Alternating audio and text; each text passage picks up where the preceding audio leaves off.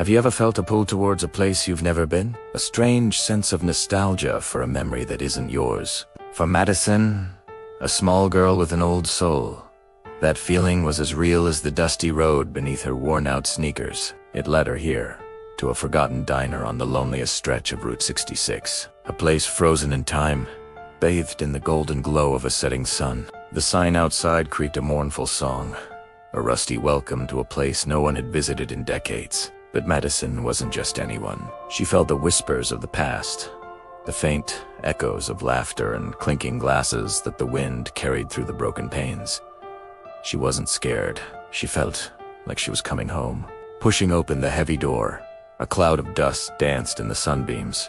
The air was thick with the scent of stale coffee and faded dreams. Her footsteps were the only sound in the vast, silent space, a tiny beat against the quiet hum of history. Red vinyl booths were cracked and torn. Chrome fixtures were dulled by time, and a fine layer of desert dust covered everything like a shroud. It was a cathedral of forgotten moments, and Madison was its sole pilgrim. As she walked deeper inside, her eyes scanned the relics of a bygone era. A jukebox stood silent in the corner, its vibrant colors muted by years of neglect. An old cash register sat with its drawer agape, forever waiting for a final transaction. Every object seemed to hold a story, a secret locked away from the modern world. Madison traced the faded checkerboard pattern on the floor, her small fingers brushing against the ghosts of countless travelers who had stopped here for a piece of pie and a moment of rest. Then she heard it, a faint, persistent buzz. It was a sound that didn't belong in this tomb of silence. It pulled it, a moth to a flickering flame, towards the back wall. There, hanging like a forgotten relic, was an old, wall-mounted payphone, the kind you only see in black and white movies. And it was buzzing, not ringing, but humming with a strange, electric energy. Who could be calling a dead line in a dead diner? Her heart began to pound, a mix of fear and an inexplicable excitement. This was why she was here. This was the source of the pull, the epicenter of the mystery that had drawn her across miles of empty highway. With a trembling hand, she reached out. The plastic receiver was cool against her skin, a stark contrast to the warm, heavy air. She lifted it slowly to her ear, the buzz growing louder, clearer, like a voice trying to break through from another time. The world outside the diner seemed to fade away. The setting sun, the lonely road, it all disappeared. There was only the girl, the phone, and the electric whisper from the past. A soft crackle, and then a voice. Faint, distant, but undeniably there. It wasn't speaking words she could understand. Not yet. It was more like a melody, a forgotten song from the silent jukebox, a lullaby from a mother to a child decades ago. It was the sound of a memory, and it was calling her by name. Madison closed her eyes, letting the sound wash over her. She wasn't just hearing a voice. She was feeling a story unfold. Images flashed in her mind: a bustling diner, a smiling waitress, a young couple sharing a milkshake, a soldier heading off to war. She was seeing the life that once thrived within these walls. The phone wasn't just a phone. It was a conduit, a bridge connecting her to the souls who had left a piece of themselves behind. What happens when you answer a call from the past? Do you become a part of its story, or does it become a part of yours? This was just the beginning of Madison's journey into the heart of Route 66's forgotten mysteries. Thanks so much for watching. If you were as captivated by this story as I was, make sure to hit that like button and subscribe for more journeys into the unknown. We're just getting started.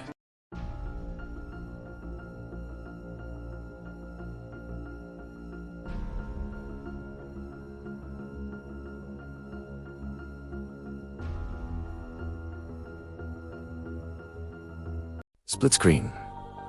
Madison in the dark diner. Daniel standing at a roadside payphone at night. What was her name? Emily Carter.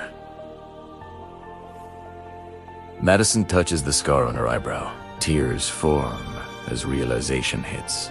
The night is heavy, just like the secret I've carried for all these years. In this small apartment, under this dim light, the ghosts of the past are gathering. These old photos, they don't just show smiling faces. They hide a story of a rainy highway and a choice that was never really a choice. I see her, so young, walking alone with a life inside her. A life I told everyone was lost. The rain on her face, or maybe they were tears. It's hard to tell now. The truth is, I gave her away. My daughter. I let Fia write our story.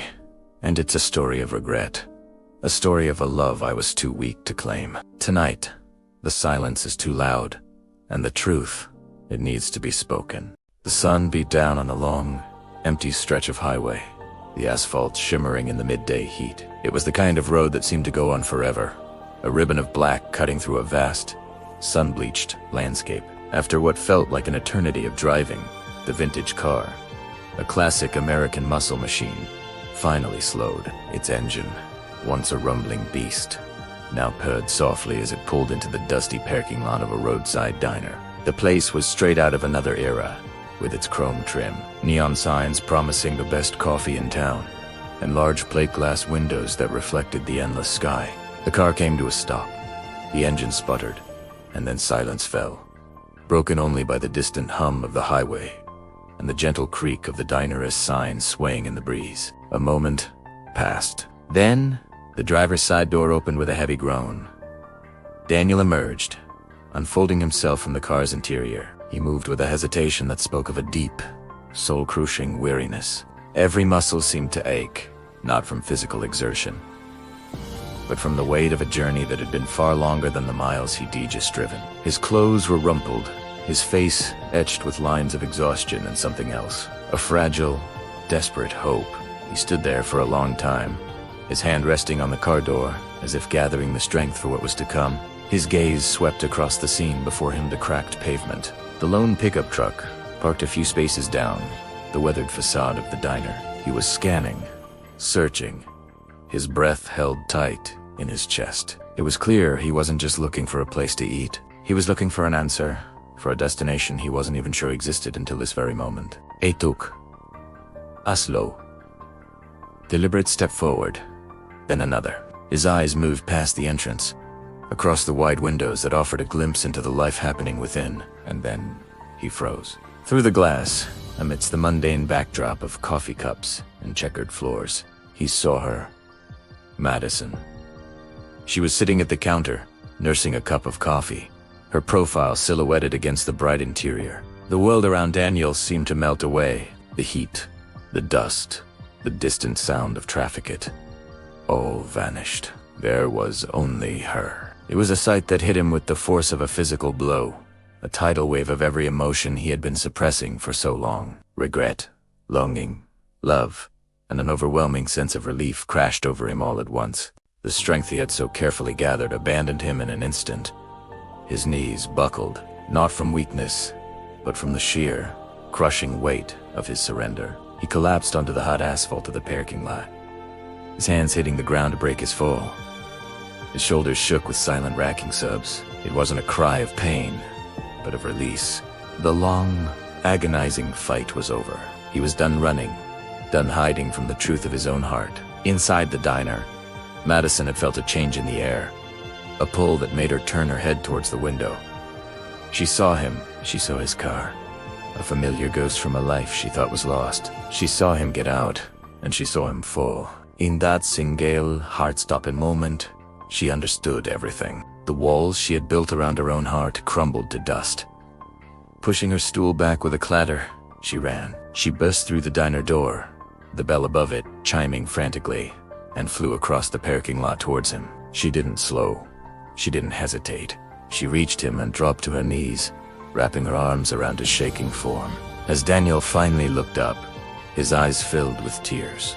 He found her there, holding him. It was an embrace that said more than words ever could. It was forgiveness. It was homecoming. It was the powerful, healing start of a new beginning, right there in the dust of an old roadside diner.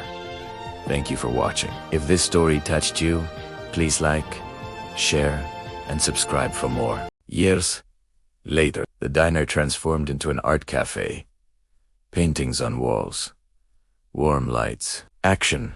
Camera lingers on the old payphone, still mounted, disconnected, silent.